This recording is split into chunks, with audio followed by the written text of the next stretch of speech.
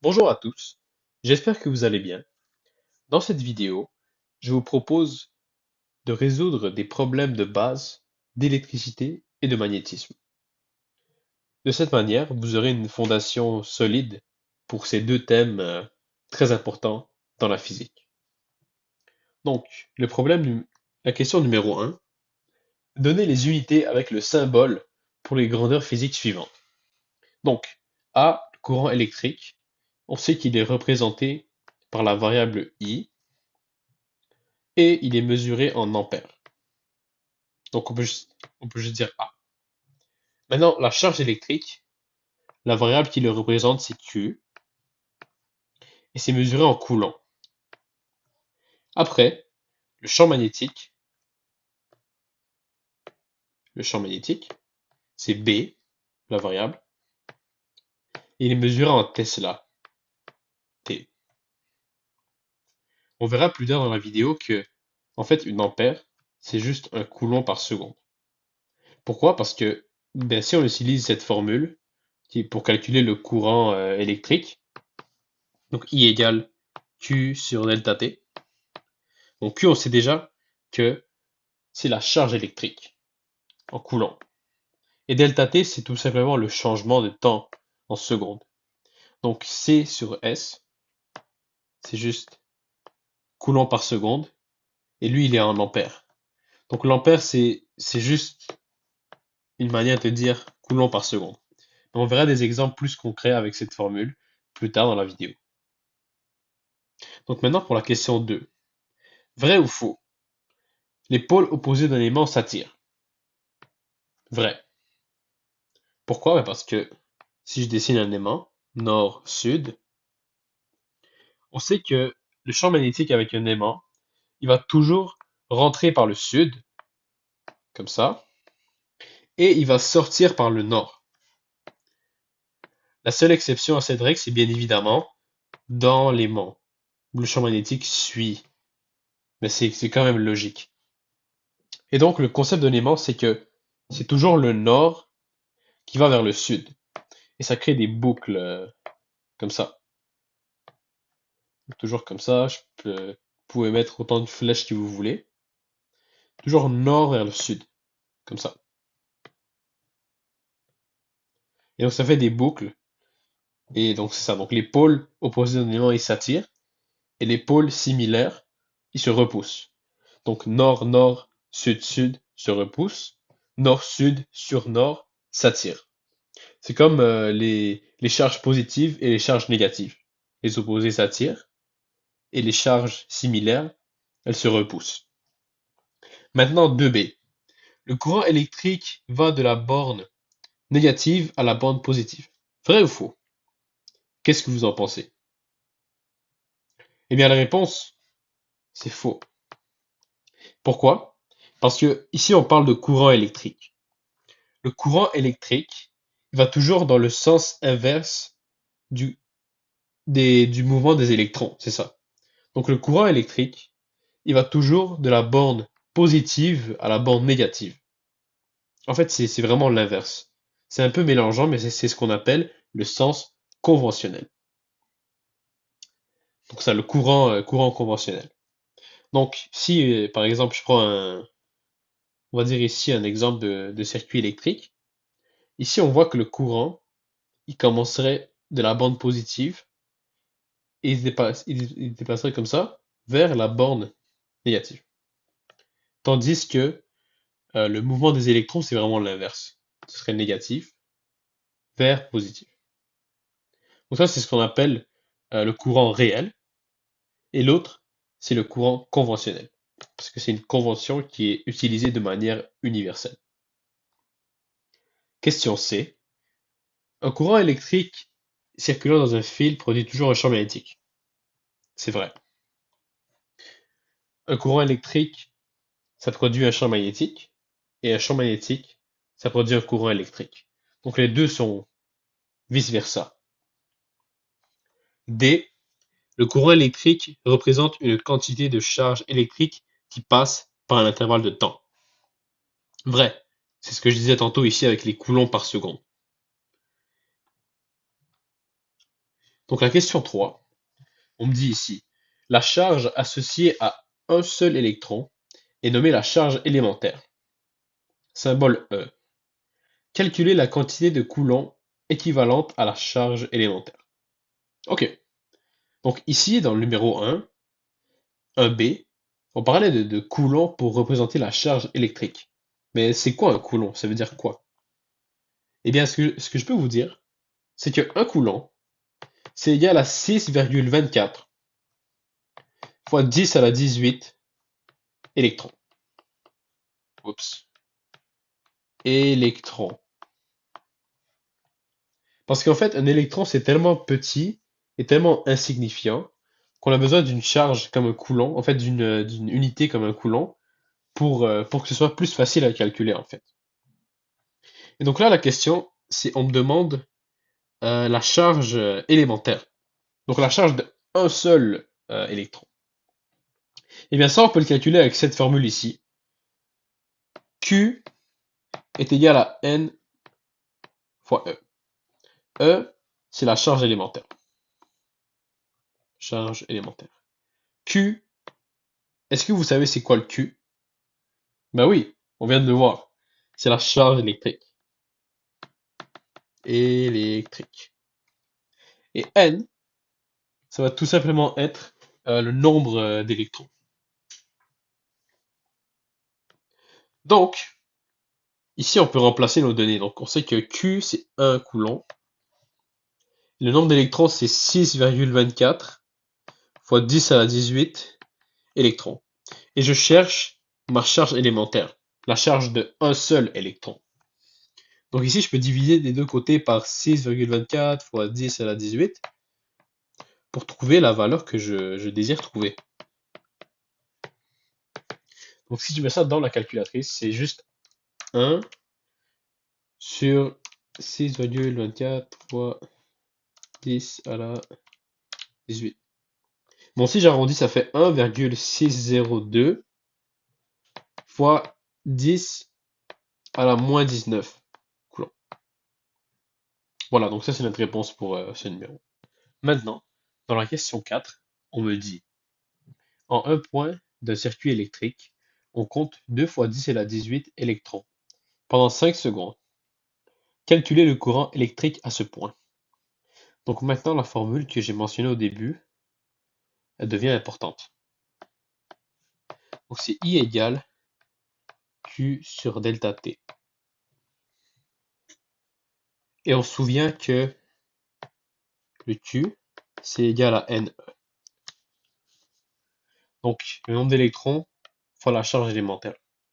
Donc je peux réécrire cette équation comme I égale NE sur delta T. Donc ici, on me donne le nombre d'électrons, qui est 2,2 fois 10 à la 18, fois la charge élémentaire, divisé par le temps, qu'on me donne 5 secondes. Donc ici, mon courant électrique, c'est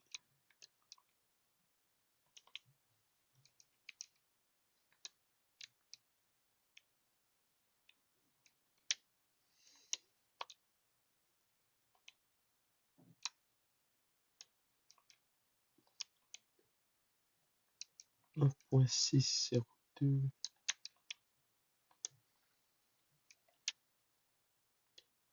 Ça va être 0,064 ampères. Donc maintenant, à la question 5, on me dit, on mesure un courant électrique de 4 ampères à un endroit du circuit où l'on a compté une charge de 15 coulombs. Calculer le temps pendant lequel ces charges ont été comptées. Donc on me donne ici le I, on me donne le Q, et on demande le temps, le delta T. C'est la même formule, Q sur delta T. Et ici, en fait, il faut juste mettre euh, les, les valeurs qu'on me donne. Donc c'est ça, c'est 4A et 15 coulombs. Donc je cherche le temps.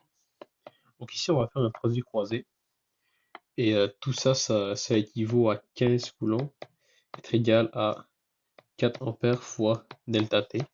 Donc je vais diviser par 4 des deux côtés pour isoler ma variable delta T. Et 15 divisé par 4, ça va nous donner 3,75 secondes.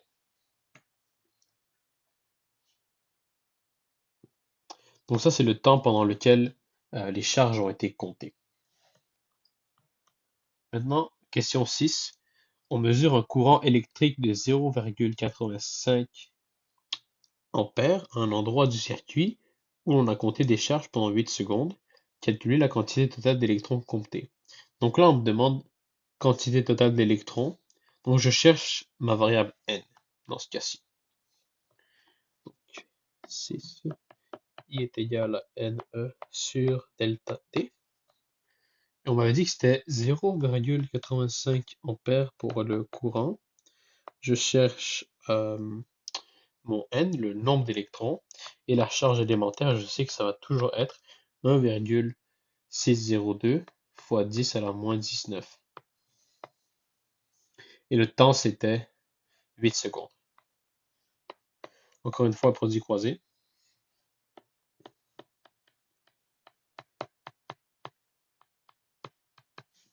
Et 0,85 fois 8, ça va juste être 6,8. Donc là, je vais diviser les deux côtés par la charge élémentaire pour isoler ma variable n.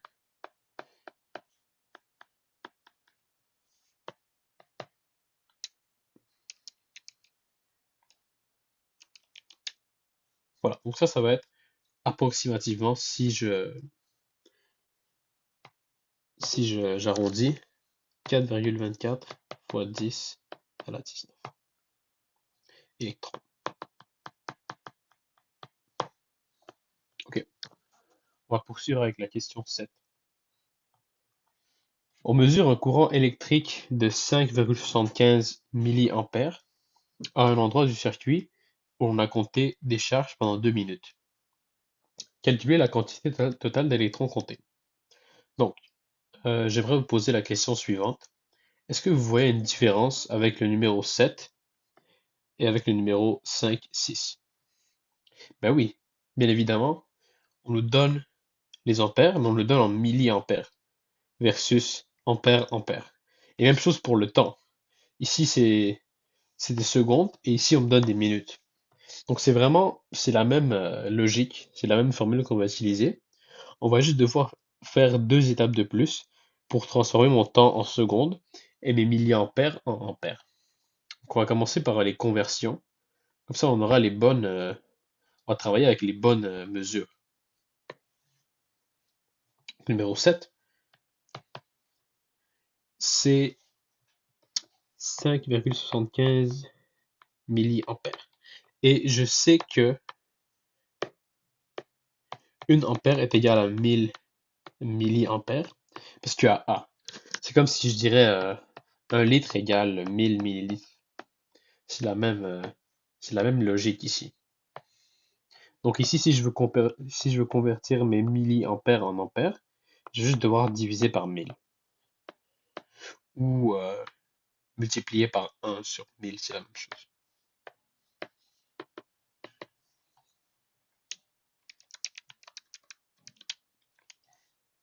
Ça fait 0,00575 ampères. Maintenant pour le temps, on me dit que c'est 2 minutes. Et je sais qu'il y a 60 secondes dans 1 minute. Et je sais que... C'est ça, en fait, il y a 2 minutes. Donc ça va juste être 2 fois 60, qui fait 120. Ça va faire 120 secondes. 2 minutes, c'est 120 secondes. Donc là, je peux commencer à résoudre le problème en tant que tel. Donc c'est I. Et c'est ça, et on me demande la quantité d'électrons. Donc ça va être le N que je cherche ici. Donc le I, c'était 0,00575. Je cherche mon N, mais je sais que la charge élémentaire, c'est ça. Et mon delta T, c'est ça, c'était 120 secondes, ce qu'on vient de calculer ici. Encore une fois, produit croisé.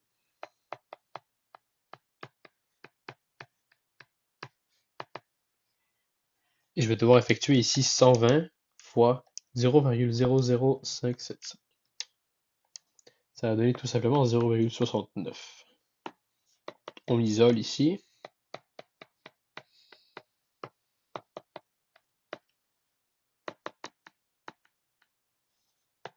Et mon n est équivalent à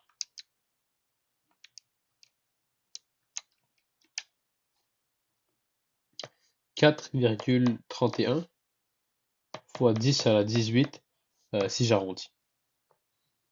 Donc ça, c'était pour le numéro 7. Maintenant, on va continuer avec le numéro 8. Donc on me dit ici, on me demande en fait, quelle est la quantité d'électrons correspondant à 1,7 coulomb? Donc là, ça va être la même formule qu'on avait utilisée avant. C'est juste qu'on va utiliser de manière différente. Donc c'est Q égale à N fois E. Et là, on me demande, euh, c'est quoi la quantité d'électrons qui correspond à 1,7 coulomb. Donc c'est 1,7 coulomb pour la charge. Je cherche le N encore une fois. Et je sais que la charge élémentaire, ça va toujours être 1,02, 1,602 fois 10 à la moins 19. Donc ici j'isole pour trouver mon N.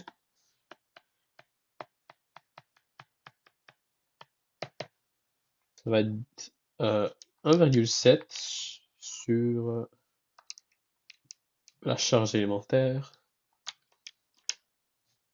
Voilà, donc 1,06 fois 10 à la 19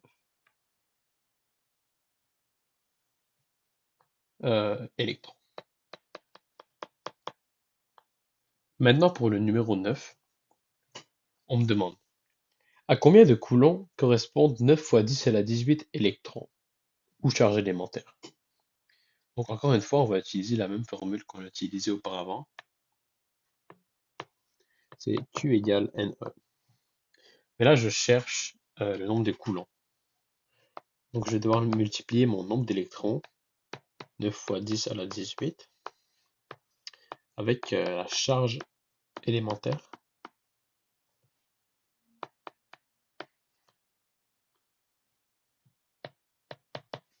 Donc tout ça, ça va donner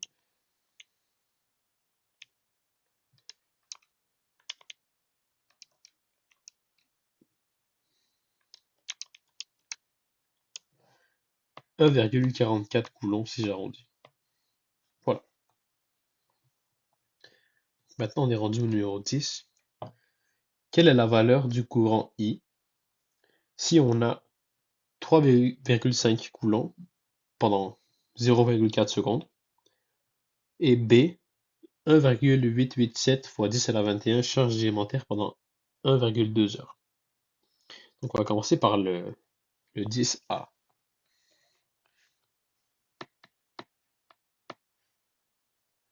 Donc on cherche le I delta T. Et on me donne coulomb, ici la charge, et on me donne le temps, 0,4 secondes. Donc ça va juste être 3,5 divisé par 0,4. Donc ça va donner un courant de 8,75 ampères. Ça c'est pour le A. Maintenant pour le B, on me demande quelle est la valeur, encore une fois, du courant. Si on a le nombre d'électrons, donc c'est NE sur delta T pour la formule. Et on me donne le temps en heures. Donc 1,2 heures. Je sais que 1 heure, c'est égal à 60 minutes. Et 1 minute, c'est égal à 60 secondes. Donc ici, il va falloir que je multiplie 2 fois par 60. Donc je fais 1,2 fois 60. Ça fait 72. 72 minutes fois 60. Ça fait 4000 320 secondes. Donc ça va être mon delta T dans la formule ici. Donc on me donne aussi le nombre d'électrons, euh, qui est 1,887 10 à la 21. Voilà, charge élémentaire qui ne change point.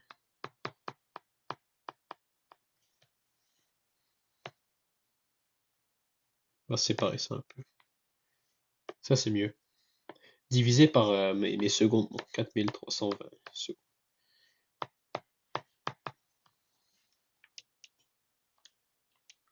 Donc ça donne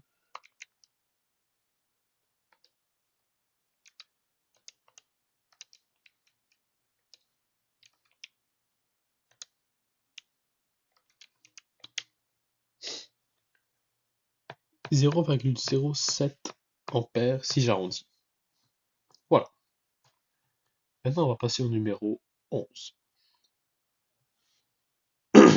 On mesure un courant de 1,55 ampères à un endroit du circuit où l'on a compté des charges pendant 7 secondes. Quelle est la quantité totale d'électrons comptés? Donc là, encore une fois, on nous donne le courant en ampères et on me donne le temps. Et on cherche le N, la quantité d'électrons. Il va falloir encore une fois isoler notre N.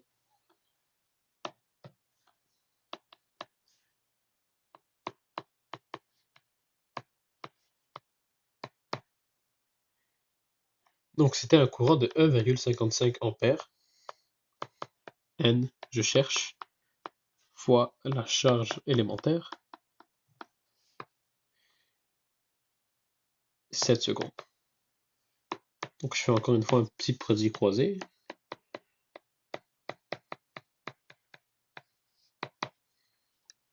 Ici, je vais devoir faire le produit entre 1,55 et 7. Ça me donne 10,85. J'isole mon N.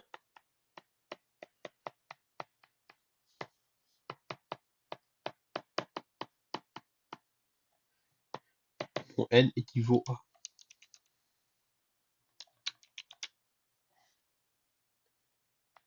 6,77 fois 10 à la 19 électrons.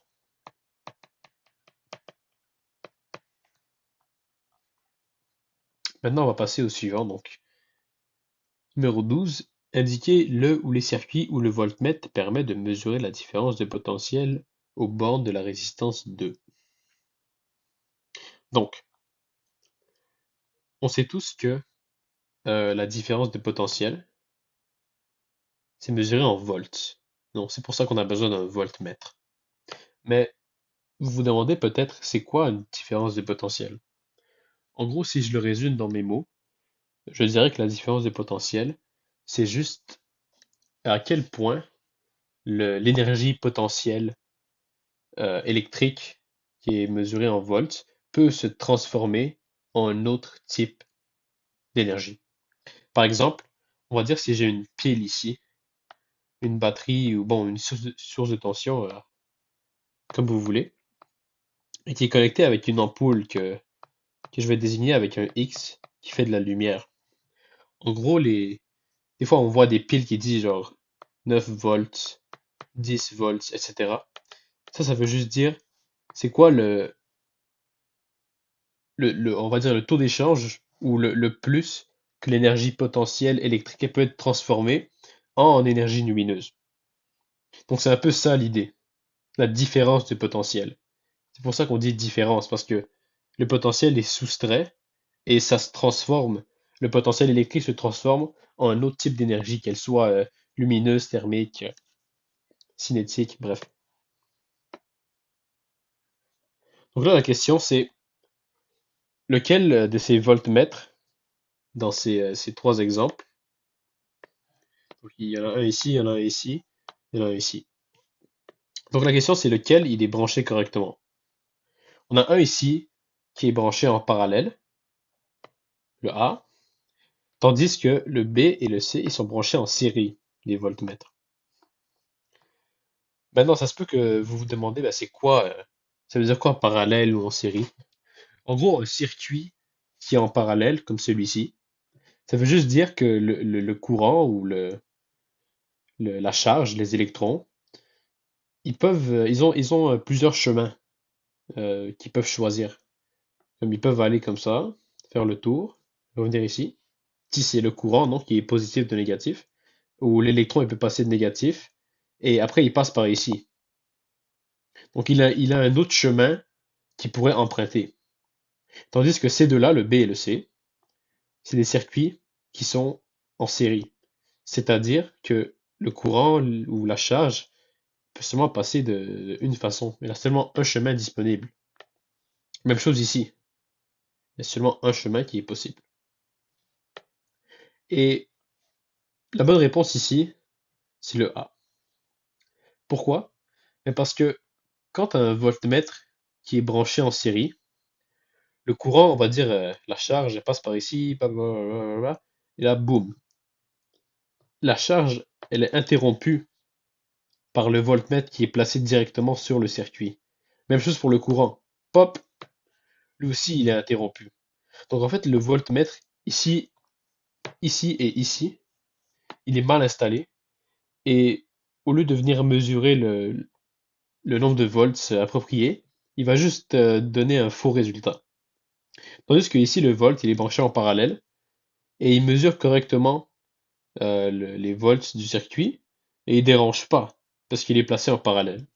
Donc si jamais vous faites un laboratoire d'électricité, je vous recommande très fortement de mettre le voltmètre en parallèle pour avoir des bons résultats et parvenir à la bonne réponse.